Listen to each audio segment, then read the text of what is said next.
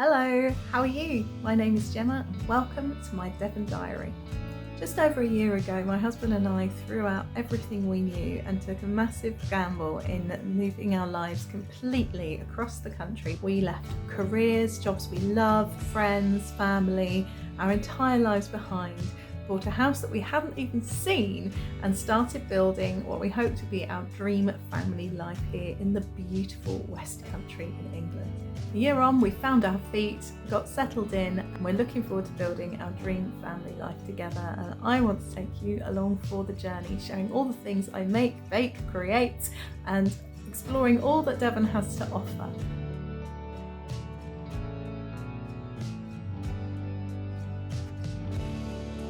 Hello and welcome back. I hope you are well. It's the 21st of October, Monday, as I'm recording this. A grey day, the lights are on indoors, and it's the perfect time to get cosy and have a crafty chat. If you're a returning viewer, welcome back. If you're a new viewer, you are very welcome here. As I've explained in the intro, this is just where I share what I've been getting up to in terms of building our family home and experiencing life in Devon. So what I've got for you today, we've got a walk as usual. So our walk this week is in Decoy Country Park. Robin had wanted to go to the children's play park section, but we said we needed to walk the dog first. And we ended up not being able to go to the children's play park section because he'd had so much fun puddle jumping.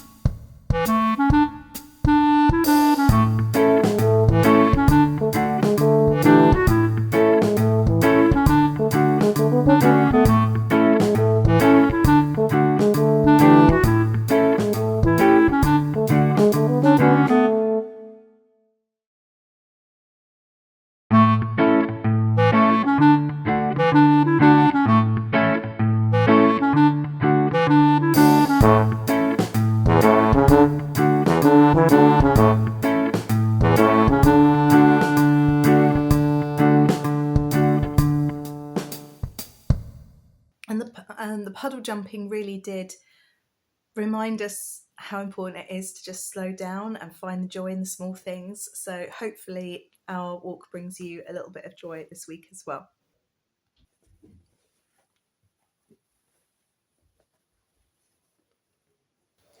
Hello. So it's Friday afternoon. My son is sleeping upstairs. And I'm just going to take a couple of minutes to do a little activity I've seen. I'm quite a big fan of Nancy Birtwhistle. She was on Bake Off and she's got a new book out, something about green living. I can't remember the exact title. I haven't got the book, but I do follow her online. And every so often she posts these lovely videos telling you how to do things and sharing moments of her green journey. And one that particularly struck me was beeswax wraps for replacing cling film or plastic wrap. I'm not sure what you call it in the US. We call it cling film here. And the cling film's great, apart from when it doesn't cling. And obviously it's single use, you can't use it again. Now I have seen artisan craftspeople producing these beeswax food wraps in markets, and they are priced fair. And they are priced fairly. However, when I was going through all my things, found a lot of fabric that I have no use for or haven't used yet. And so I thought I'd try my hand at producing some of these beeswax wraps. So what I'm doing at the moment is I'm just pressing it. I don't know why pressing it's important, but apparently it is. I should imagine once you put the wax on it, the creases, if there are any, stay in situ.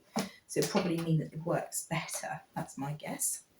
I'm just doing 4 at the moment because we'll see how we're doing for time. They last for years and you can wipe them clean, etc. Now the fabric I've got is for a kind of bee themed. And I've pulled these out because I've got no plans to use them for anything else. They're not really my sort of cup of tea as fabrics, but I do know someone who has a caravan that they love, and they're going for a bee theme in their decoration in their caravan. Now, that might sound a bit excessive. They go away in this caravan a lot, and it's kind of a home from home. And I think I haven't got a caravan, but I would probably feel quite the same way about it. So, in the move, I threw away my pinking shears. So the first thing I've done, I'm not going to do anything fancy. I'm not going to cut any shapes in these. I've just pressed them. I'm going to tidy them up with my new pinking shears. Here we are. I'm going to tidy them up now with my new pinking shears to stop them fraying and just to look a bit tidier. And these are actually going to become a Christmas present. This one's actually quite fitting because I see their little crowns. The person these are for is definitely a royalist. More or less square. I think if I did that, it would tell me how far off I am. Oh, not far at all. Oh dear. Okay, so just... Husband's just taking Magnus for a bath. So it is now the next day, the next nap time, because Robin didn't sleep. He woke up just as I started cutting out the shapes yesterday. So I have got some organic beeswax here. I'm going to preheat the oven to gas mark 7. And if you're not a gas mark person, that's 200 degrees centigrade. Apparently, this doesn't take many. Excuse the rustling. It just takes a few beeswax bits in the middle, allegedly, to do this. And it takes about 2 minutes for each one. So, in theory, this should be nice and quick. Okay, excuse the kettle boiling sounds in the background, but some things are important. And boiling kettle is very important. There we go. What do you think, Husbeast? It's going to be our first eco-friendly, not cling film. It smells nice. It does smell nice. Beeswax does smell nice. Right. Okay. So. Now, the instruction is to hold it for about a minute, and then it will be cool enough to handle. That's fascinating. That is fascinating. I don't know if I have to like peg it up to dry or something, or just stand here holding it. You see the wax dripping off the bottom. The colour's coming back. I did think the colour has faded completely with that, but... Oh, I've got wax in my fingers. That feels funny. Oh. You can see it drying on the pan. Look, you can see it drying on the pan. Presumably it feels like candle wax. It does feel a little bit like candle wax. Nicer. Because not all candles are beeswax, are they? That's quite satisfying. You put your finger in it. You can use this to clean the table. You know the table... Yeah. Needs yeah, you can actually use beeswax to do that. I might use the leftover beeswax from it. What do you think? Yeah, sure. Yeah, well, it's like the feel. It's surprisingly, you can do all sorts of things with beeswax. There you go. It stopped dripping straight. Oh look, straight away. You don't rub it off. No, just feeling it. Waxy. Yeah. So I guess I better hang this on the air then to dry. Right, and then I guess it's just rinse and repeat. So the lesson I've learned already from the first one is that I did not put enough wax on.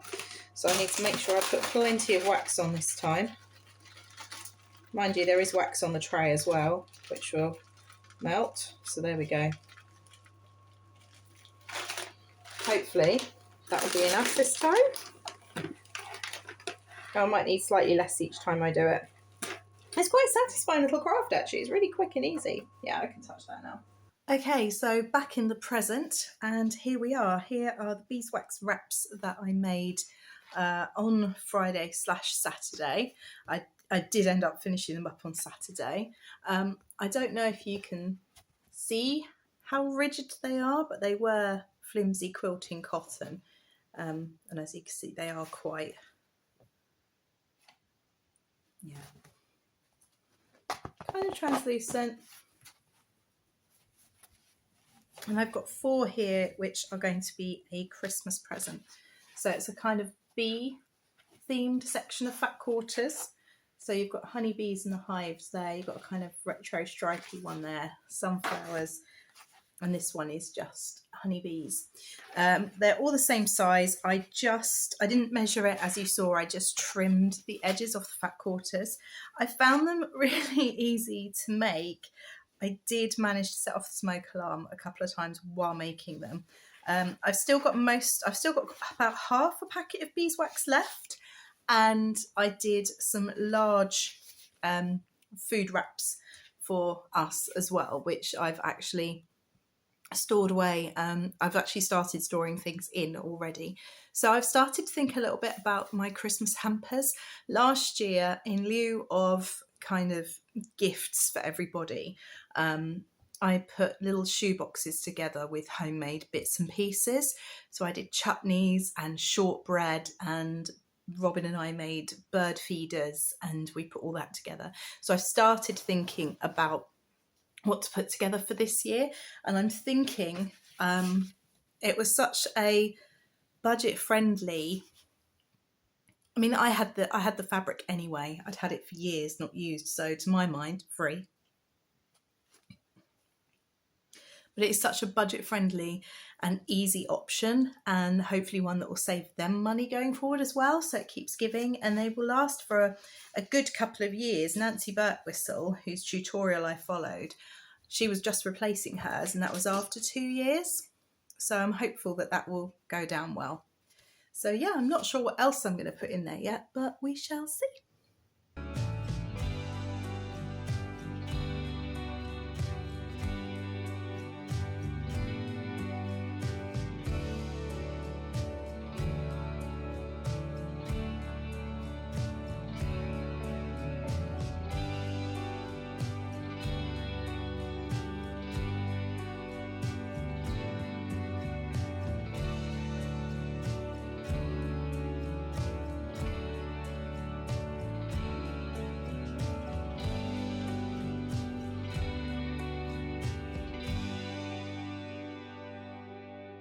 The next thing that I wanted to try is another new craft, but we're back with like sewing and embroidery and fibre crafts now. And that is to do with this gorgeous book called Colourful Sashiko. I believe I got fairly swiftly interrupted when it came to doing this as well, so we'll see what the B-roll's like. But this was Saturday I started this. So today I'm here with this Colourful Sashiko book. Some scrap fabric and a pair of jeans that, as you can see, unlike the rest of the pair of jeans, have lost their kind of inside. And if I turn the leg out, you'll be able to see that all the other artfully torn sections have extra fabric attached to it, to the back. And this piece does not. I don't think it was meant to be artfully torn. I think it's just how it's ended up. So I'm going to use this book to help me do some visible mending on the jeans and hopefully make them look a bit more interesting and usable. So I'm going to start by just basting this onto the jean fabric, so it stays roughly where I need it to.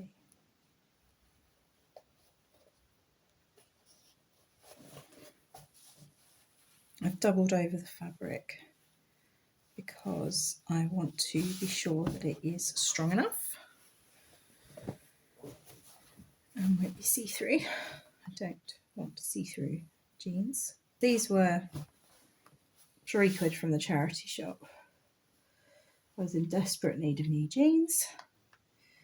Didn't have the money to get any. So yeah.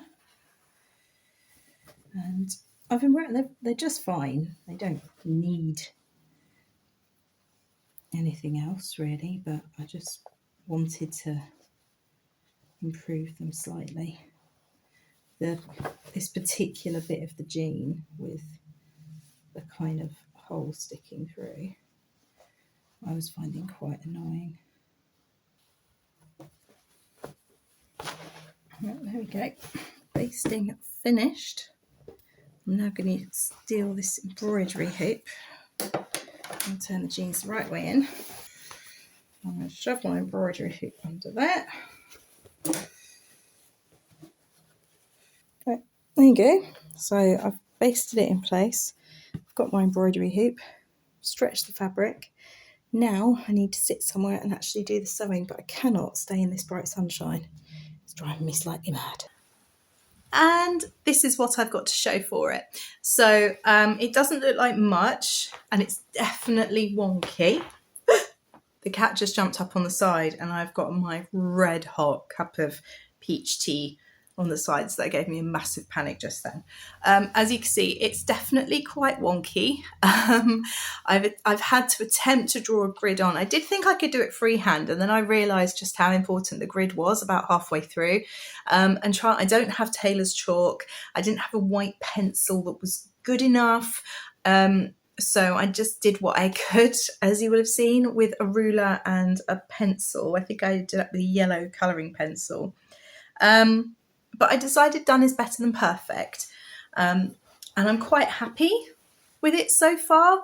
And actually I shared this on my Instagram and Search Press reposted it. So it can't be that bad, can it? So yeah. So here's the book and my first attempt so far. I can definitely see me doing more from this book. The patterns are absolutely beautiful. In fact, I could just hold up the front cover and you get a really good idea. There we go. You can see all the different patterns on there. They're so delicate, some of them.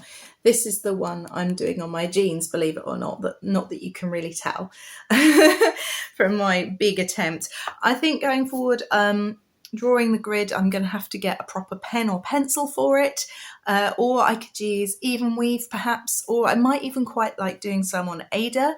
I think you can also get dissolvable tracing paper, like water-soluble paper for sewing. So what I could do is draw a grid on that, use that, and then let everything else soak off. I think that would be quite a nice way of doing it to save me actually drawing on the grid.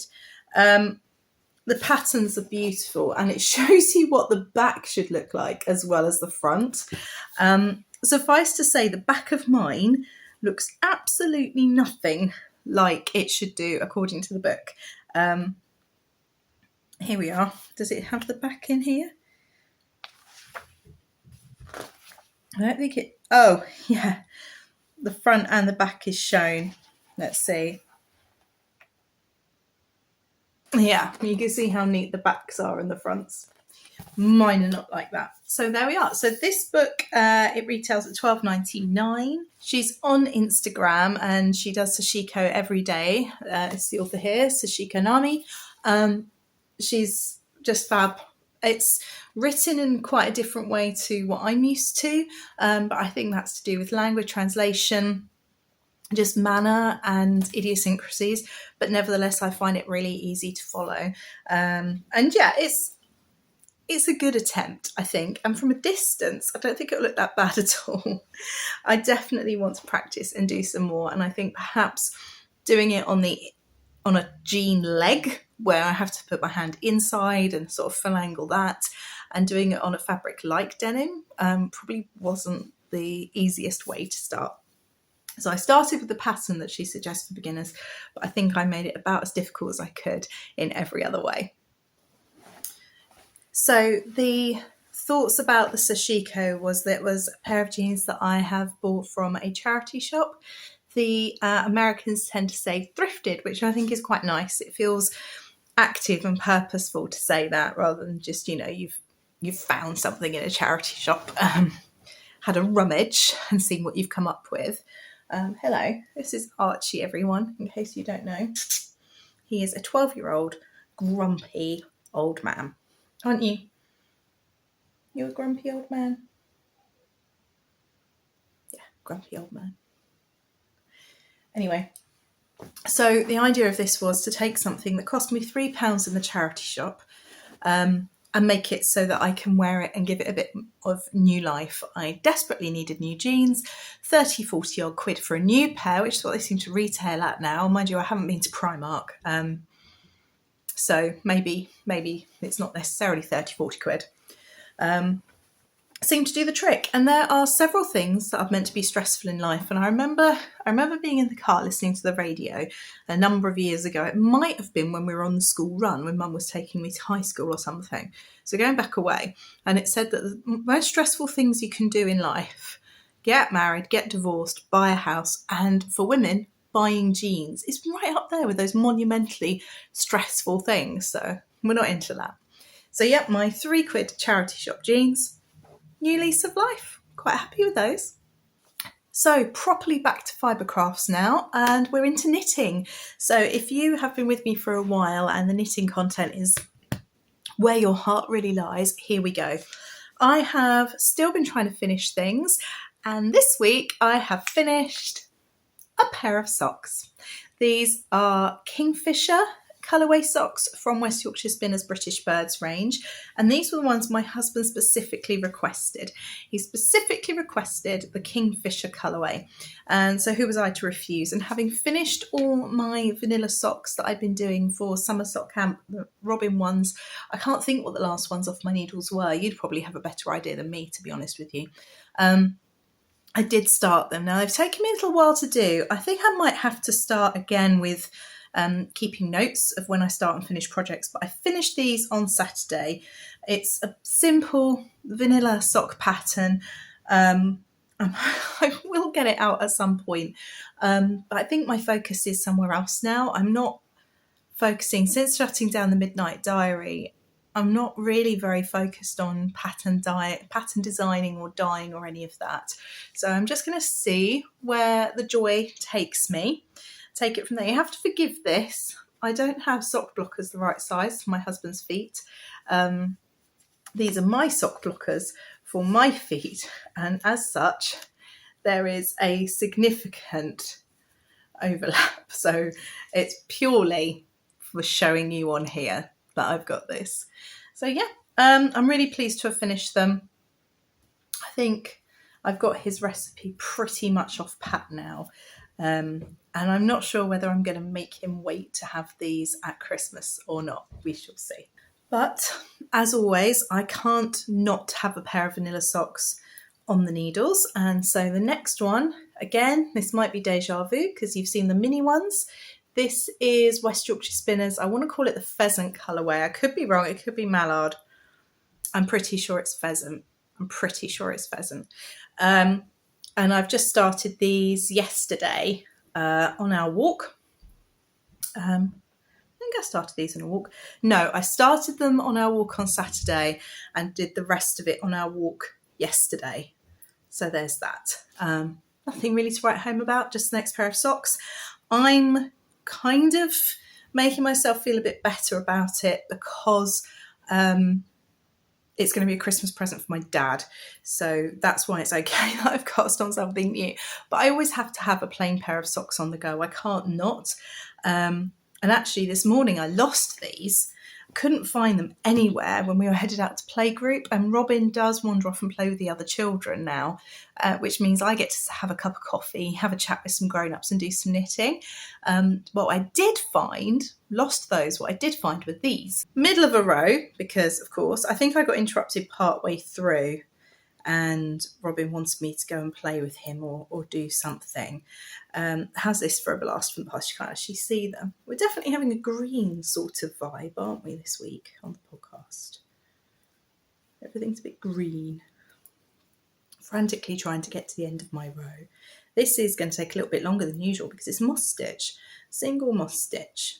And it's a pair of socks for my husband in a colourway he requested that I actually started this time last year, almost exactly a year ago, and I keep losing them.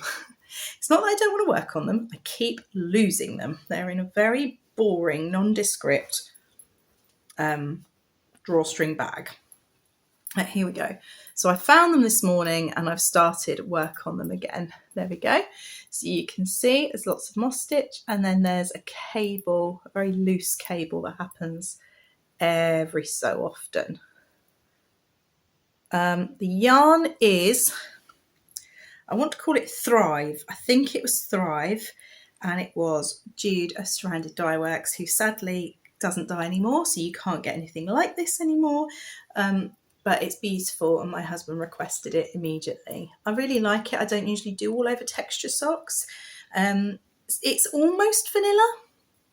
It doesn't take too much concentration. Yeah, almost, but not quite vanilla. So it's just going to have a cable down one side, just to the ankle, I think. And it'll either be down one side or it'll be down the back, possibly just down one side. And then I'll do it the opposite side of the opposite sock. But there we are. Did a good few rounds of that today. The final fibre project I've got to update you on is my crocheted granny square jumper, which is designed by Han Jan Crochet.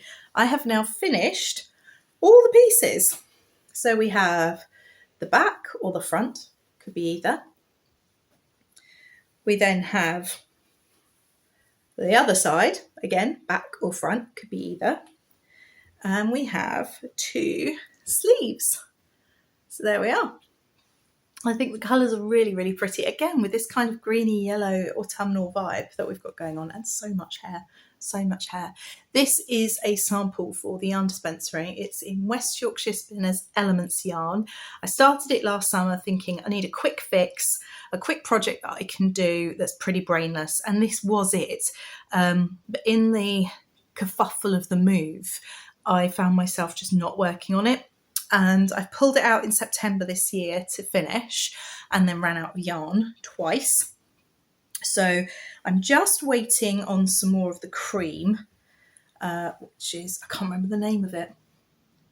I'll put the names of the colours I've used down below if I remember. If not, when I've finished this, and it should be finished by next week, or next time if the yarn arrives, we'll see. I will put a full thing there, and there'll be a Ravelry page for it as well if you still use Ravelry. So anyway, I've just got to join these bits together and then do the hem. So that is my next job. I'm really looking forward to getting it off the hook. I have enjoyed it. It's not a bad pattern. I may well decide to do one for myself going forward. I'm thinking maybe a nice variegated yarn might look quite nice. But I will be glad to have it done and have it sent off to Helen, who now runs the Yarn Dispensary. So, yeah, merino tencel, which is that crushed wood pulp that I think I've talked to you about before. So it's kind of an eco-sustainable fibre. It's quite heavy. It's got a nice sheen. It's got a nice drape. It is not machine washable. Do not chuck this in the washing machine. You will cry, because you'd be lucky if it fit a dolly after that, frankly. There we go. We did an experiment. One of my friends knit a little bootie and popped it in the washing machine, and she said, yeah, no, you can't machine wash these. So we kept it as an example of this is what will happen if you do X, Y, and Z. But there we go. That is everything in terms of fibre crafts I've got to share with you. We've been doing a little bit more baking in the kitchen. We had a go at making ghost biscuits, and then my son decided he wanted to make gingerbread men. Hello everyone. What are we going to bake today? Ghost biscuits. Ghost biscuits! That's going to be fun. You need your apron on. Go find your apron. Maybe it's on the door. Maybe it's on the door. Yeah, it usually is on the door, isn't it? And now let me have a look at this circle and see what I can do to make it into a ghost. Can I? It's a ghost. Yeah, I think that looks like a ghost still, doesn't it? Can I try? Can you try and eat some? This is always that. Do we end up with more? Can I eat it? Go on then. Can I eat some again? Yeah, but we're not going to have any for our bit. Right, do you know what? Mummy's eating some too. Put a hole in the eye. That's it. Make an eye. Give it a wriggle. Oh, good job. Well done. And we need another eye. That's it. Give it a wriggle. Good job. Look, we're going to rub the fat into the flour. Can you do some rubbing for me? Look, can you do this? Can you squeeze the flour? Keep it in the bowl. That's the challenge, isn't it? No, leave it in the bowl. Make sure it stays in the bowl. Good boy. You can do some more. That's it. That's the right action. You squeeze it with your fingertips, just your fingertips. Look at your hands. Hold your hands up. Look at your hands. What's happened to them? Oh, don't want it on mummy. Oh no, you're messy. Look at the camera again. Not everyone wants to see your tongue, Robin Mills. What's your name? My name is Robin. Now what are we making? Biscuits. Yeah, can you show everyone what the sign for biscuits is? Biscuits. Yeah, it's something to do with the sailors, apparently. Biscuits. Yeah, biscuits. You sign, everybody. Biscuits. You tell me, everybody. Biscuits. Oh, I think. Does that look like crumbs? Has Mummy Crumbs. finished it? You wipe it on your apron, not on me. I know you're considering wiping it on me, and you don't. Wipe it on the apron. Right, now we leave that alone for a minute. Leave it. Okay. Beat the syrup into the egg and stir into the bowl. Syrup. Beat. So we need syrup and an egg next. Oh, Mummy's got to get up off the floor without touching anything. Too old for this, Robin. Oh. Right, so we need... What are you up to now? I need to stand the Superman's up. Yeah, you're going to show everyone the cutters you've chosen. So Superman cutters. Yeah, gingerbread man cutters. Robin, Daddy, Mummy. Oh, that's so sweet. Robin, Daddy, Mummy. Oh, Robin, Daddy and Mummy. That's lovely. 4 tablespoons of golden syrup. So I've got egg and golden It's Daddy. syrup that I'm just going to Mummy. beat together. Hello. Do you want to have a go at stirring this? Okay. You've got to be really quick and light with it. Oh, there's eggshell on the edge. Let's not put that in there. Quick, light shake. Stir. That's it. That's it. Now this stirring malarkey, we've got to practice this because you keep shooting it all over the floor, don't you? Stir it in, stir it in, stir it in. Stir it in, stir it in, stir Oh, I it forgot the sugar! Oh Oh no! no. 175 grams of sugar. Yeah, it's brown sugar. It's going to make it really rich and yummy. Brown sugar. Is it good? It will be good. We can't eat this yet though. Let's till it's done. Wait till it's done, that's right. Can I eat raisins? Mm-hmm. There you go. There's some raisins for you to eat. And there are our gingerbread men going in the oven. We're going to wrap our rest of our dough in this. So Robin, you've had enough biscuits making, haven't you, for now? Robin's had enough of biscuit making. So I'm going to take my wax wrap that I made yesterday and just put the remaining gingerbread dough in it to keep it safe. So I'm just going to fold it up like that. Mummy, Yeah. roll apple. Well, Mummy should have worn an apron. And that will just sit in the fridge and stay until we want to make some more later. All finished? Are we all finished? Finished. Our baking is finished. Unfortunately, I don't have the finished objects to share with you. Not because they were delicious and we ate them all, because the gingerbread men most certainly were delicious and we did eat some of them, but because the cats ate the rest. We found them on. We went for a little walk and came back and found that the ghosts had had their tails bitten off, and so we didn't actually get to make the ghost jammy dodger type biscuits that we'd seen on a reel on Instagram. Robin thankfully seems to have forgotten, and I have some gingerbread mix still left, because he literally, when it came to the gingerbread people, and he had those 3 cutters, Mummy, Daddy, Robin, he only wanted to do a Mummy, a Daddy and a Robin. Managed to convince him to do a second Robin, which I think confused him a bit. It's just as well because he ate that.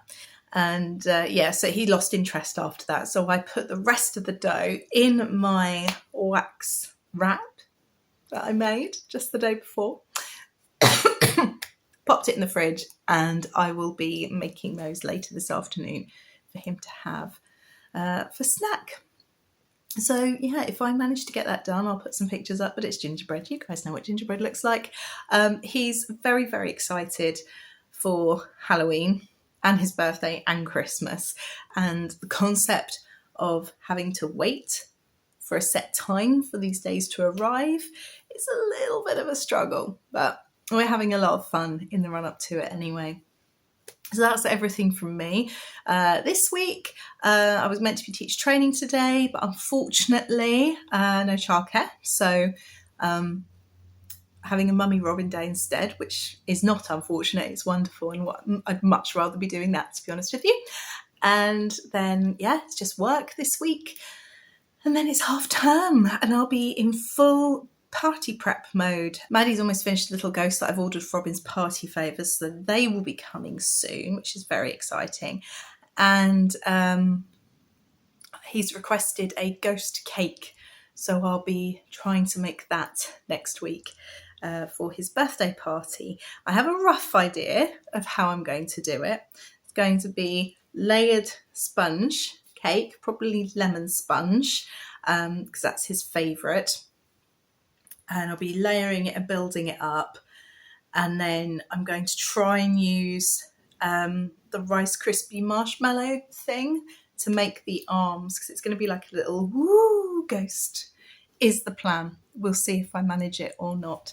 And just carry on pottering around the house and doing housey bits. So I hope you have a lovely, lovely week, and I will see you next time for the next instalment of my Devon Diary. Take care. Bye.